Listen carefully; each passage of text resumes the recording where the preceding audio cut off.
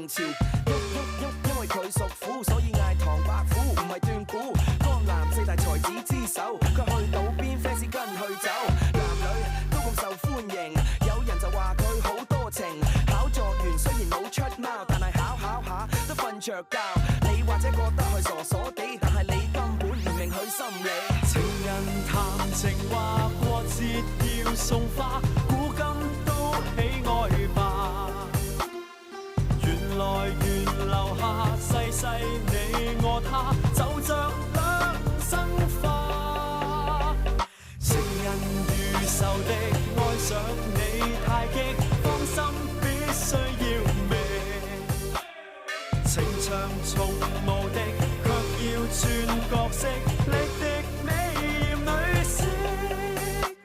港式女仔拍好係無數，去到邊呢左擁右抱，但係咁多對象冇一個了解佢，所以佢仍然覺得咁空虛。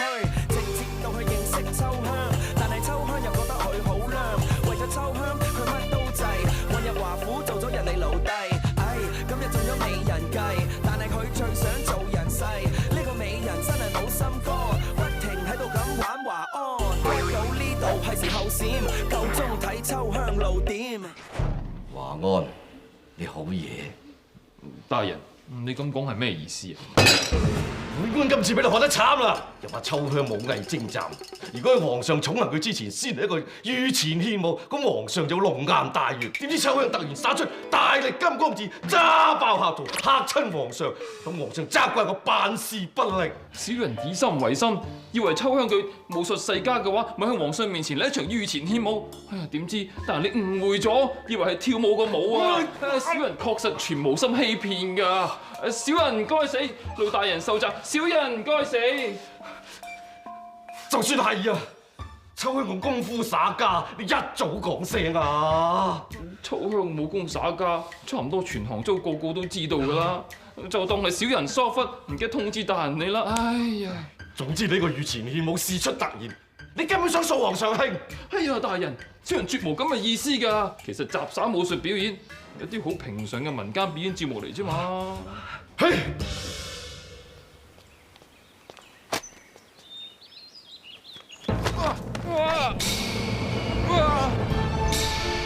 小心啊！秋香姐，多謝你。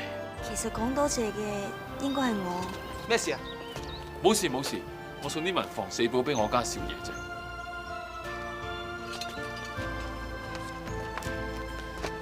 嗰晚，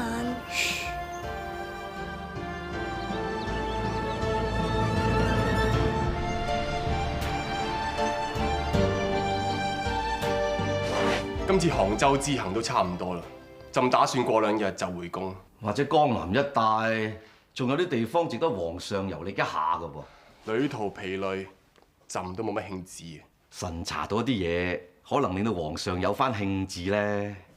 神揾人查過秋香，原來秋香以前鄉下曾經患過瘟疫，仲死咗好多人，就係因為華雄山贈醫施藥，所以救翻佢哋。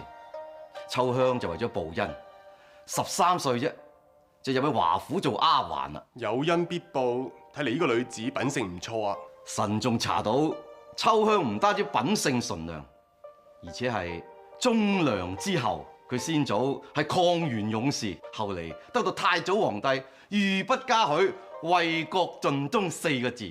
有啲咁嘅事？佢一身好武功，完全係嚟自家傳嘅。此女子唔單止忠義兩全，皇上，神認為啊，同此女子一齊係絕對安全嘅。皇上同神等先前所擔憂嘅，現在都可以一掃而空。呢個奴才得閒冇事去查埋啲咁嘅嘢。唔知皇上叫秋香入嚟有咩要事呢？你嗰日喺杭州會館嘅武藝表演，真係睇到朕歎為觀止。謝皇上讚賞。朕聽聞你先祖係抗元勇士，曾經組織民間義士助太祖皇帝攻打蒙古人。原來你係忠良之後，難得難得。皇上你太過獎啦！為國家抵禦外敵，匹夫有責。先祖都係為國家出點綿力啫。就係因為佢哋個個都忠肝義膽，大明至有今日嘅升平盛世。朕今次下江南，見到老百姓個個都笑臉盈盈，豐衣足食，朕真係好欣慰。皇上，恕秋香直言啦，其實你之前見到嘅所謂升平景象，全部都係一個假象。一個假象？點解你要咁講呢？不妨直言，朕算你無罪。皇上，你喺杭州城所見嘅一切都係假㗎，整潔嘅街道，重新陳設嘅攤檔，一個個歡迎你嘅小朋友，所有嘢都係悉心安排，就算佢哋臉上面嘅笑容，都係刻意排練㗎。全部都刻意排練？如果皇上想知道真相嘅，秋香可以帶你去睇下。今日朕微服嚟到呢一度，市面都一切如常㗎。你睇呢檔賣嘅肉咧，都係最上等嘅肉，貼百姓好平常咁買餸啫。仲有啊，3文錢1斤，呢個價錢咧，差唔多全國劃一㗎。皇上，你試下過去買2斤豬肉啊！大叔啊，俾2斤豬肉我啊！大叔啊，俾2斤豬肉我啊！你要買餸咧，唔該你成交以西7里嗰個臨時街市。知唔知點解佢唔理你啊，皇上？佢根本就唔係賣豬肉嘅小販。呢度所有嘅人係由各省各縣徵召翻嚟，目的就係為咗皇上你今次嚟到江南。佢哋要隨時預備皇上嚟到呢度出巡，所以佢哋一直喺度排練。一般嘅平民百姓嚟買餸，佢哋係唔會理佢哋噶。即係全條街都喺度做戲。一日6個時辰，晚下就休息。咁都得？呢一度又係咩地方啊？原本佢哋喺頭先嗰個市集嗰度擺檔噶，但係啲官兵嫌佢哋皮黃骨瘦，又驚佢哋衣着唔光鮮，又擔心佢哋同皇上你亂咁講嘢喎，所以咪趕咗佢哋嚟呢度咯。咁樣對啲老百姓？原本佢哋知道皇上你嚟都好開心噶，好想夾道歡迎你，但係而家佢哋就日日喺度埋怨。皇上，如果你聽到咩說話，千祈唔好唔開心喎。下官隨便揀啦。呢個咁嘅衰皇帝嚟一次江南，就搞到你就冇啖好食。勞師動眾，開人開物啊！唔知點解有啲咁嘅衰皇帝，累到我買幾斤菜要行幾里路，真係冇好大願。我一心遊江南，係想視察民情，了解下佢哋嘅生活。點知原來咁擾民嘅。啊，係啊，大人。之前我哋咪派人查秋香嘅背景，一併查埋華府上下各人，俾我哋發現有一個人係用假名喺華府工作嘅。係邊個？就係華安呢個書童，佢報稱自己姓唐名紀茂，湖南長沙人，但係經過查核，長沙根本冇呢個人。有啲咁嘅事，我一早就覺得佢古古怪怪㗎啦。前嗰幾日帶我哋去醉紅樓飲花酒，就搞出個大頭佛，等皇上責怪我哋。跟住嚟一個御前獻舞，嚇親皇上，都唔知佢係無心之失啦，定係有心整蠱啊！呢個人一啲都唔似書童，你諗下，少少一個書童，竟然對永樂大典會有咁深嘅研究，越諗越古怪。我繼續好好查落去。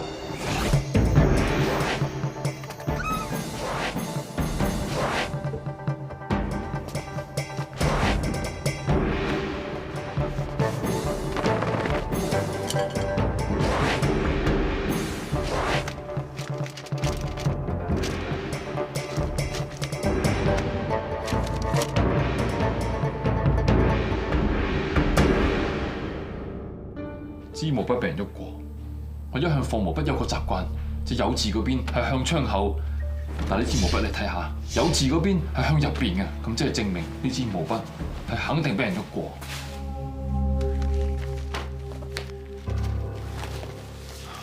仲有呢張銀票，我一向係擺放喺第4張，但而家係放咗第6張。你有冇掃過嚟啊？我今個月冇，我個人怕污糟。地下啲塵都冇，一定有人入過嚟。有人入過嚟，咁點解一啲塵都冇？就因為有人入過嚟，係專登留啲有冇痕跡嘅，唔使審，一定係錦衣衛做。你點肯定？因為知道錦衣衛先諗得咁周詳，佢一定懷疑我身份。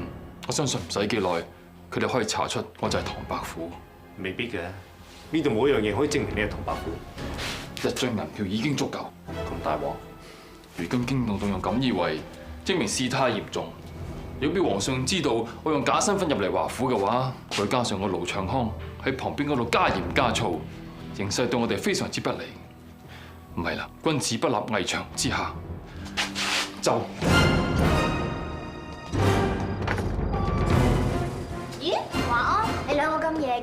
去邊啊？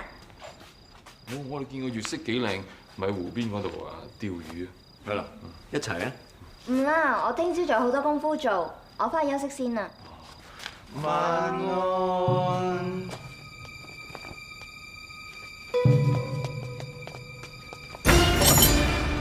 點解嘅？咁夜啲魚都瞓晒啦。盧大人咁啱嘅，唔係啱啊，係我特登恭候你嘅大駕唐伯虎。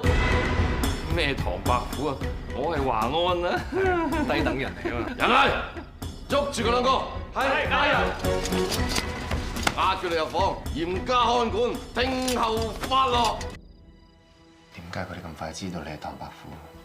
因為佢哋睇到張銀票，而銀票上面係有個編號，只要沿住個編號一路查落去嘅話，就可以查出呢張銀票係邊間銀號發出嚟嘅。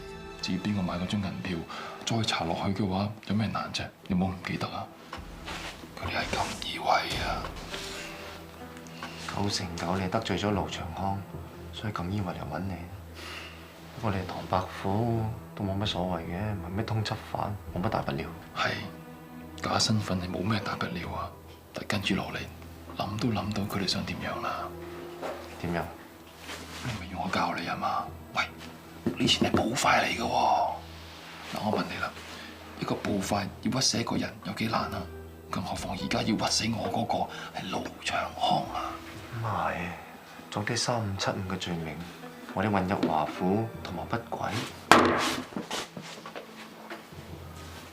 冇錯啦，圖謀不軌可以無限擴大。圖謀不軌混入華府嗰度偷嘢，圖謀不軌混入華府行刺皇上。我記得明朝開國初年嗰時有個大官叫做方孝孺，佢曾經因為圖謀不軌呢4個字而俾人誅10族，即死硬啦！啊，唔係啊！不過我同你有啲唔同㗎。有咩唔同啊？嗱，你唔係用假身份入華府㗎嘛？嗱，我先係啫嘛。我以前叫唐伯虎，而家係叫華安。你以前叫屈機，而家都係叫屈機啊。所以圖謀不軌嗰個係我，唔係你，唔係你。即係話我同你要劃清界線。咁啊冇計啦，大難臨頭。雖然我哋兩個做唔到兄弟，但係都可以話大家係朋友或者門生都得嘅。啊，唔係，原來誅九族誅到第10族嘅話，就係門生同朋友啊！我同盧大人了解過啦，原來華安就係江南第一才子唐伯虎。唔係啊嘛，原來華安就係你開口埋口話好仰慕嗰隻白虎啊！華安點會係唐伯虎？唔怪之得啦，一個普通書童喎，乜嘢嘢都識，仲要咩危機啊，都俾佢一一化解到。盧大人仲話我聽啊，佢話唐伯虎混入嚟我哋華府咧係圖謀不軌喎。唔會啩？圖謀不軌，唉，今次真係俾佢累死啊！係啦，總之官府問起咧，就話我哋唔識佢嘅，係佢自己衝入嚟做家丁嘅啫嚇。我覺得又唔使咁嘅。其實睇嚟睇去，嗰個華安都唔似壞人啦，嗬。係咯。咁何況以前佢幫過我哋唔少嘅噃，就算今次我哋唔幫佢，都唔應該落井下石嘅。係啊，大姐啊，你千祈唔好咁諗啊！你咁諗啊，唔單止會害死你啊，仲會害死我哋成個華府上上下下㗎。到咗呢個關頭，落井下石都要㗎啦。冇錯啦，萬一佢真係亂黨，俾官府以為我哋同佢合謀喎，我哋一齊要拉去斬頭㗎。唉，我點睇咧？唐伯虎都唔似係亂黨啊！不過真係諗極都唔明。堂江南第一才子，做咩要紆尊降貴嚟我哋屋企做書童呢？到底佢有啲咩目的咧嚇？唐伯虎，當你知道朕要入住華府嘅時候，仍然冇表明身份，你到底咪諗住圖謀不軌啊？皇上，4個月前，當我考入華府做家丁嗰陣，當時我根本唔知皇上會嚟江南，我更加唔知道皇上會入住嚟華府。試問咁樣又點算係圖謀不軌呢？唐伯虎，你都唔使諸多狡辯啦。呢幾年啊，我查出你銷聲匿跡、行蹤飄忽，好多人出高價，即係啲畫畫同題字都揾唔到嚟。傳聞你加入咗個反朝廷組織，意圖謀反喎。盧大人，此事非同小可。若果冇證冇據，請你唔好亂講。謀反乃誅九族嘅大罪，而且你話我加入啲咩反朝廷組織，呢啲只不過係傳聞。皇上英明，求皇上明察。皇上喺3年前，我哋破獲一個神秘組織。呢個組織喺全國各省各縣招兵買馬，深入各階層，目的就係等皇上出巡嘅時候，部署刺殺行動。我就懷疑唐伯虎就俾呢個組織收買，安排喺杭州，表面上就一介書童，查實就係秘密暗中安排刺殺行動。盧大人，你呢個推斷就更加離奇。全國好似華府嘅府邸又何止萬間？咁我哋咪要派上成千上萬嘅同黨，要佢哋事先入去做書童，然後又要咁啱等皇上嚟入住啊！呢個可能性實在唔大啊！況且我只不過係一個完全唔識武功嘅書生，試問又點可能派我行刺皇上呢？更何況我有好多機會同皇上單獨相處。如果我要行刺皇上，我大早可以落手啦。但皇上到咗而家依然安然無恙。大人，唔知呢件事你又點睇呢？好，唐伯虎，你言之有理，朕就暫且相信你同亂黨無關。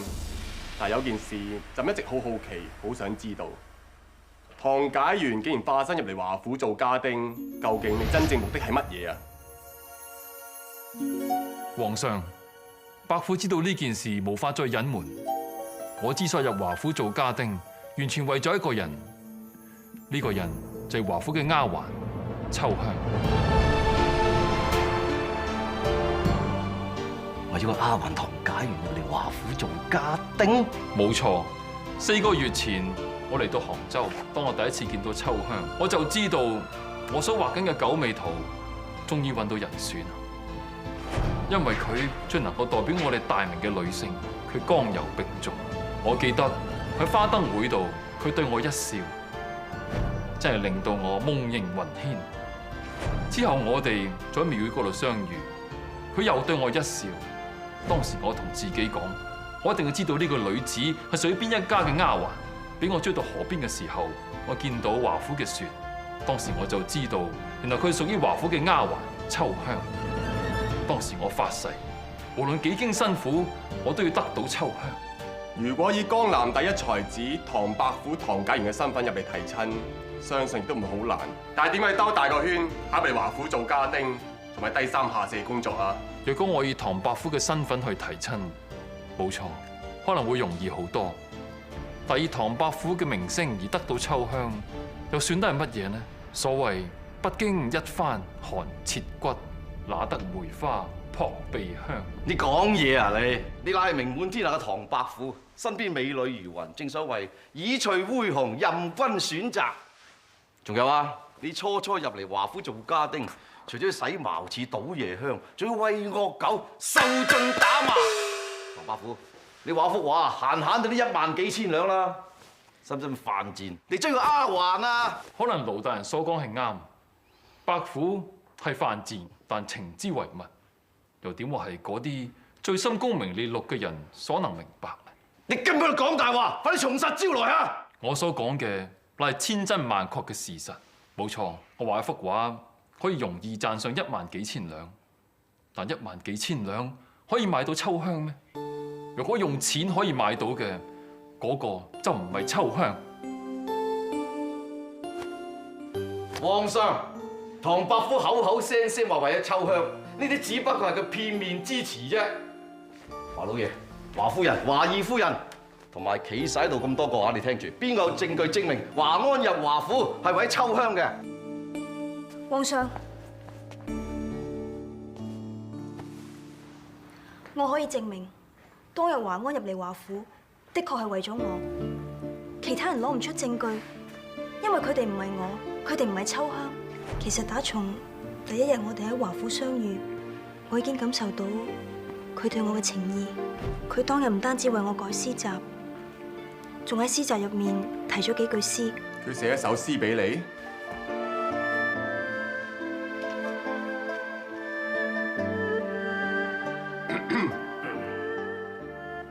有花無月恨茫茫，有月無花恨轉長。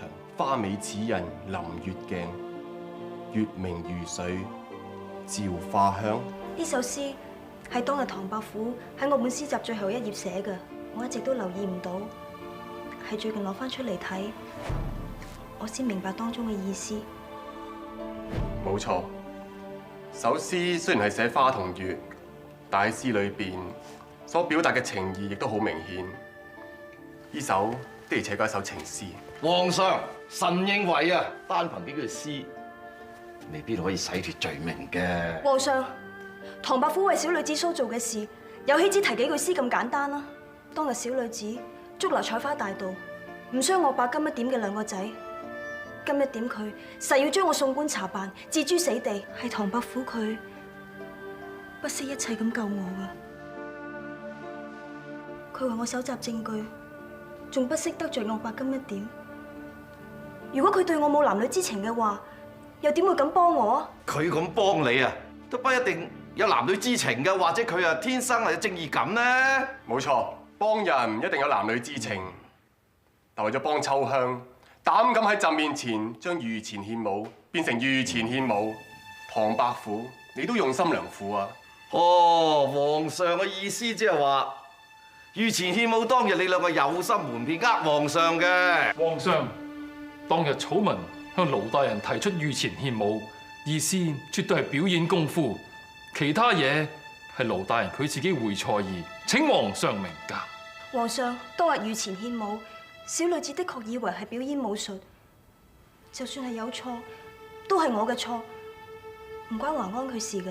你兩個唔使狡辯啦，好明顯，當日御前獻武係唐伯虎嘅巧妙安排，目的就係令皇上受驚。算啦算啦，既然冇確實嘅證據，件事都過咗去，朕唔想再追究。唐伯虎，我記得皇上曾經多次問你，以你個小小嘅書童，點解咁有學識？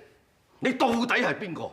但係你當時冇承認過你係唐伯虎，其實你一直係隱瞞皇上，已經等同欺君，論罪當斬。冇錯，盧長康你講得啱。朕多次問唐伯虎你係邊一個，你都冇表明身份，你的確有心瞞朕。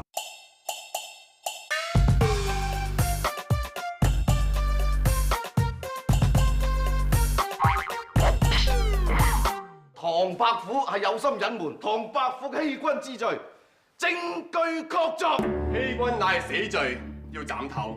但係如果有個人犯嘅罪比你大10倍，朕追究起上嚟，我諗呢個人攞10個頭出嚟都唔夠斬。咦，咁犀利！皇上，呢個人到底係邊個？就係你，真正瞞朕犯欺君之罪嘅人，唔係唐伯虎，係你啊，盧長康。唐伯虎只係隱瞞自己嘅身份，但係你咧，隱瞞全國嘅民情啊！朕同你講幾多次啊？朕今次遊江南係要睇啲乜嘢啊？係要睇實民間嘅疾苦啊！但你俾啲咩朕睇啊？一副二副虛假嘅笑容，一個二個都係經你悉心訓練嘅戲子啊！朕唔係要睇啲嘢啊！朕要睇嘅係民間疾苦，你粉飾太平，唔係欺君係乜嘢啊？如果唐伯虎隱瞞自己嘅身份要斬頭嘅話，你隱瞞全國嘅民情，你斬10次頭都難平息民憤啊！皇上饒命！其實朕一早知道你一個二個欺上瞞下，不過冇諗過你變本加厲啫。朕翻到京師之後，逐一同你計算。退下！謝皇上。唐伯虎，無論點，你嘅行為都算欺君。欺君嘅人係受到處罰嘅。好，你自命風流才子，文采出眾，朕就命你緝捕成師。如果你緝捕能夠成師嘅話，朕就赦免你嘅罪。強項啊，伯虎，緝捕俾多咗啦。喂，你仲騷擾唐解元，緝捕之內成唔到師，皇上金口收唔翻㗎啦，後果嚴重啊！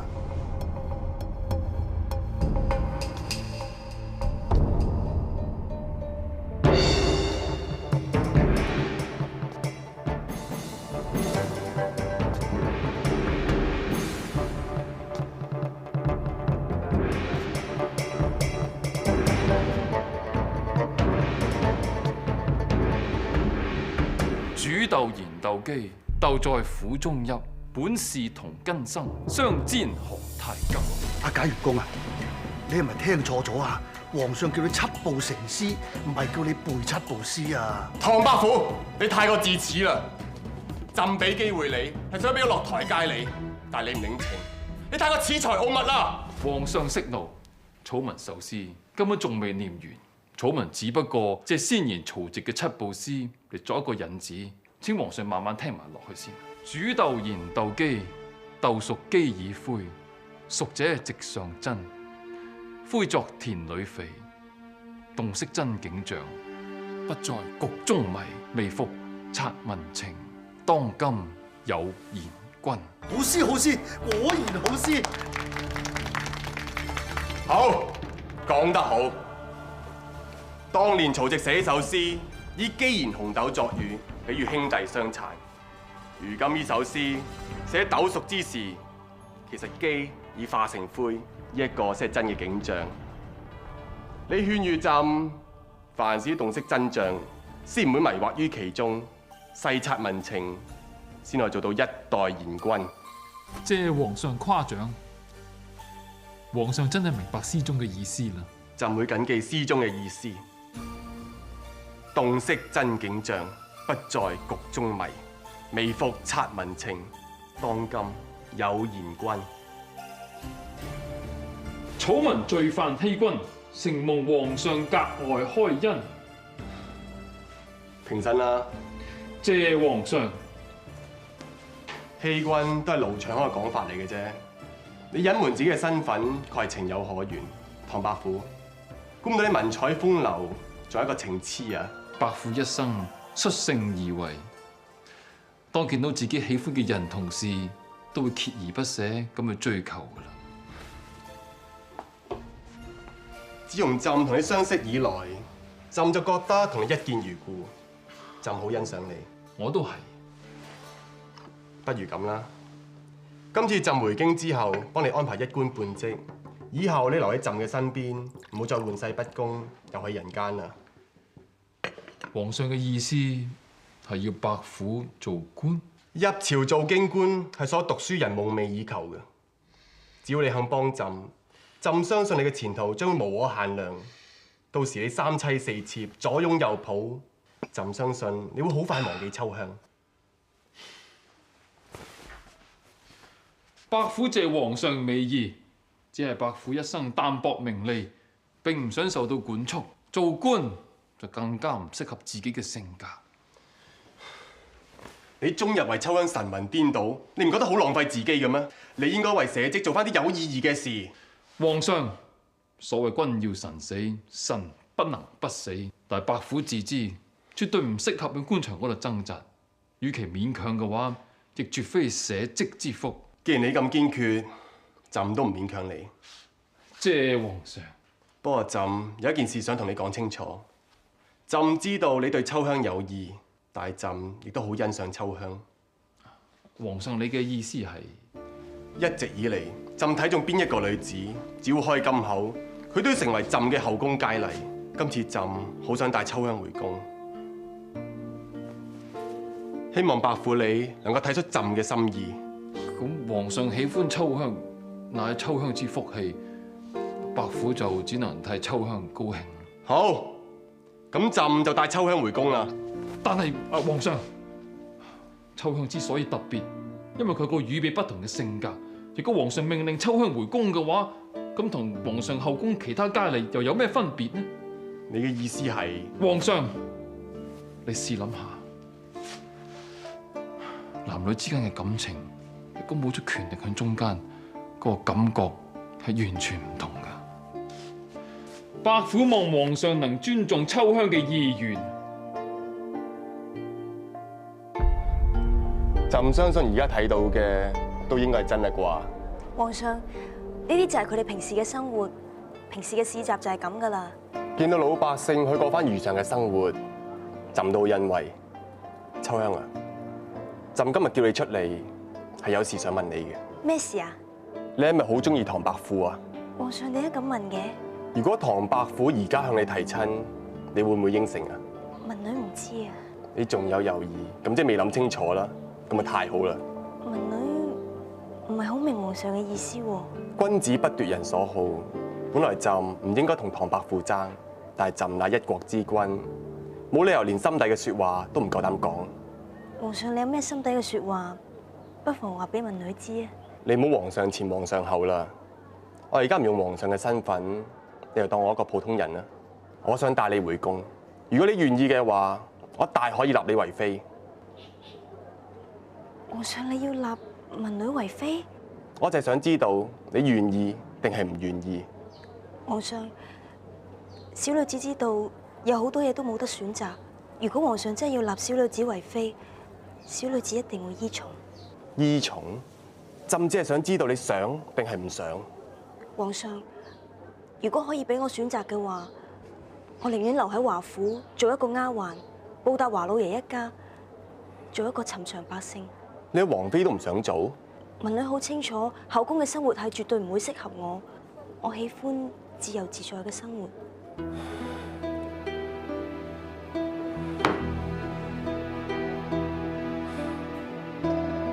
唐伯虎同朕講，如果男女之間嘅感情唔涉及權力喺中間，感覺會好唔同。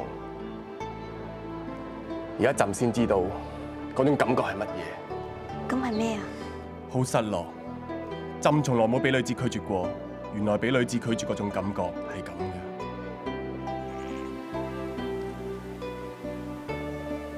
諗翻轉頭，朕都幾冇用。叫你上京做官，你又唔肯；想立一個民間女子為妃，佢又唔願意。其實講出嚟都幾難以置信。只要朕今後一出，秋香就會成為朕嘅妃子。皇上，就係因為你同朕講要尊重秋香嘅意願，朕同佢之間唔應該有權力喺入邊，所以朕冇勉強佢。呢個就係皇上你最難得嘅地方。以後秋香嘅幸福就靠你啦。楚王一定唔會辜負皇上嘅美意。咁多年嚟，民間有多傳言，有啲話朕係一個暴君，有啲話朕只鍾情聲色，荒廢政事。伯父，你同朕都相處咗一段日子，你覺得朕係一個點樣嘅皇帝啊？之前伯父犯下欺君之罪，若果落入其他官員手中，必定死無全屍。難得皇上親自審判，伯父才得以從輕發落。由此可見，皇上係一個仁厚君主，愛民如子。算你好彩。如果呢件事發生喺朝廷裏邊，相信結果絕對唔會咁樣。就係因為民間，朕先可以咁寬鬆。其實朕同普通人一樣，都受到多傳統宮廷規矩所約束住。草民明白，時候都唔早啦，朕要起程。伯父送別皇上。特別啦，朕為咗多謝你，有樣嘢想送俾你。謝皇上。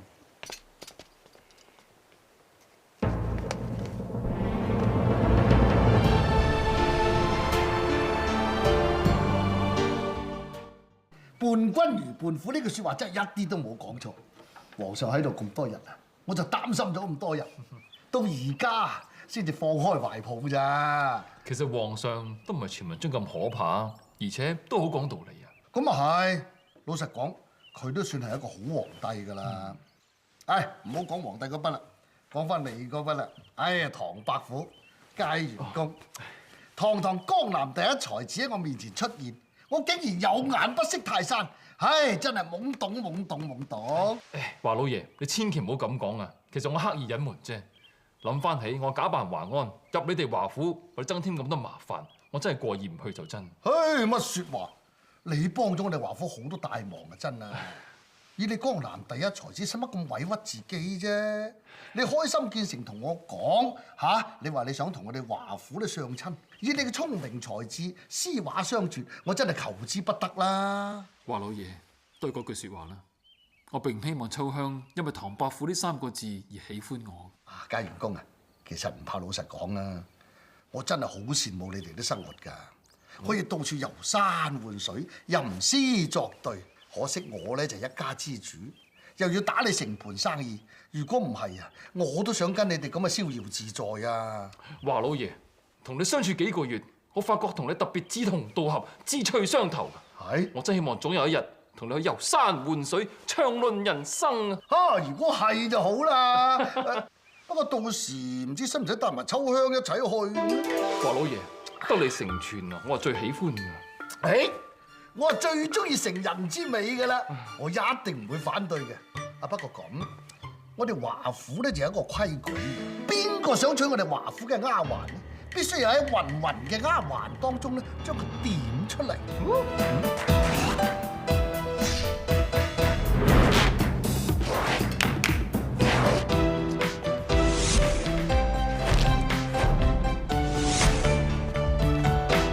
華府原來有咁多丫鬟嘅咩？今日係你唐解元唐公子點老婆喎，平時咧唔多覺眼嗰啲丫鬟都湧晒出嚟嘅咧，希望可以俾唐公子你點中啊嘛！難度提高咗，淨係靠身形你認唔到，應該係冇問題嘅。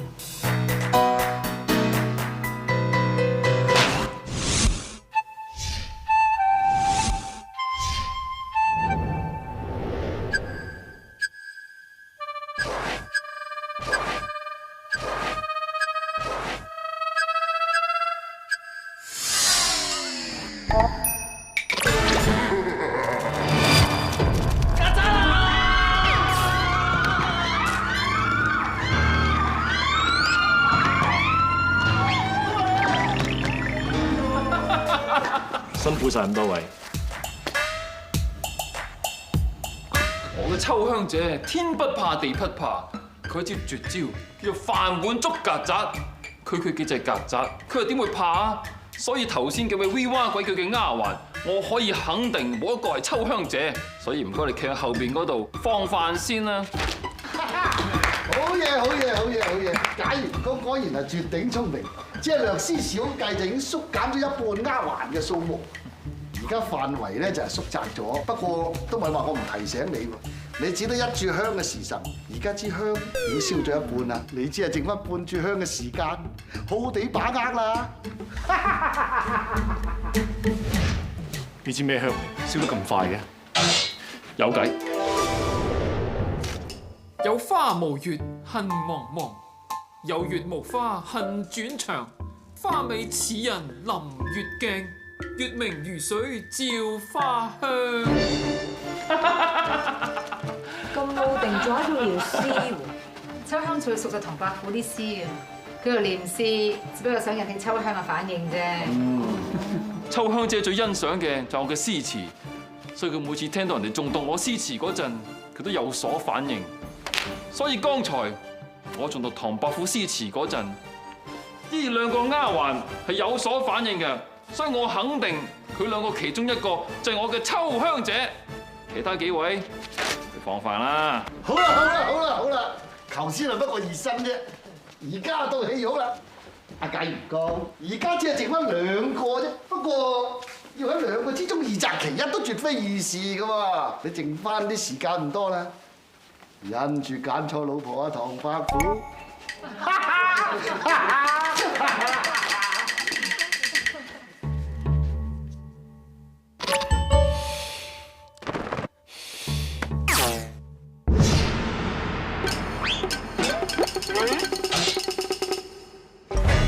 我諗到啲嘢。乜嘢？我諗到啲可能你諗緊嘅嘢。我就諗緊你係咪諗緊我諗緊嘅乜嘢？你都諗到啊？你真識食啊！勞煩你望一望嗰邊。秋香，我知你一定會救我㗎，你咁好身手，我良心睇住我爆頭啊！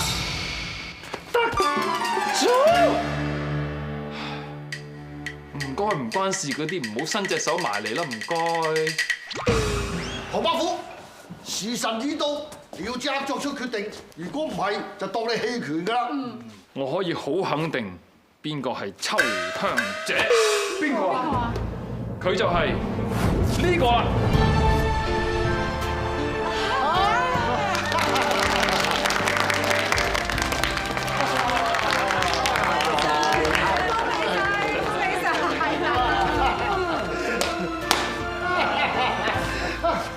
唐伯虎同秋香果然係天造地設一雙，經過咁多困難，都終於俾你點中秋香啊！真係有啲好明，點解你又會知嘅？因為我記得我曾經係俾阿秋香姐揸過我嘅手臂，佢當時用嘅力度係5.6，但已經足夠令我沒齒難忘。秋香姐，當時我喺後院差啲跌倒，得你扶我一把，當我哋肌膚接觸嘅一剎那，我全身火熱觸電嘅感覺。我而家想再次感覺翻嗰個感覺啦。秋香姐，揸我啦，好大！秋香雖然係我家嘅丫鬟，但係我一向當正佢係我親生女咁。我哋華府要辦喜事，點可以咁草率啊？隨便揸手啊！冇問題，要佢禮錦酒席，即管同我講啊！咁啊大事！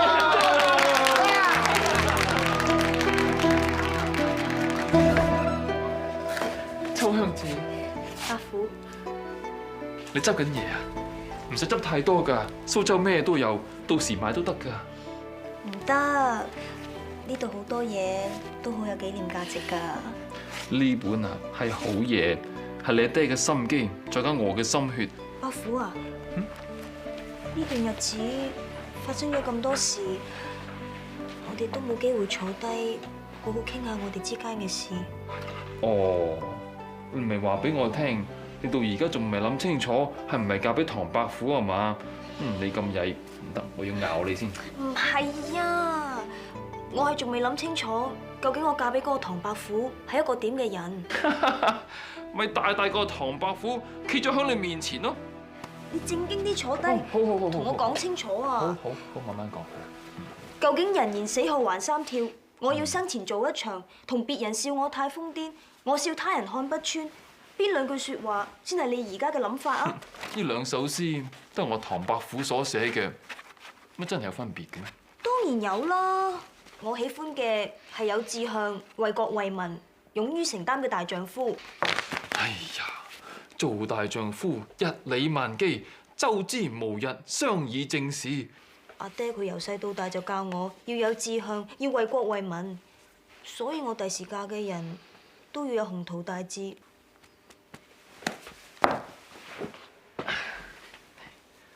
或者我咁講咧，我已經睇透世情，我會選擇遊戲人間，但我又想你同我一齊，唔知你點睇呢？以你嘅能力為國家貢獻，你綽綽有餘㗎。我只不過係個手無縛雞之力嘅書生，我只靠一把口同埋一支筆，試問有翻咩作為呢？你未試過又點知喎？啊，好啦，我哋暫時唔好講嗰啲事嚇。總言之，萬事有解決嘅方法，你唔好嬲啊！咩方法啊？係你改變遷就我，定我改變遷就你啊？係你根本唔明佢心理。情人談情話過節要送花，古今都喜愛吧。緣來緣留下世世你我他，就像兩生花。情人如仇敵，愛上你太激，芳心必須要覓。情長從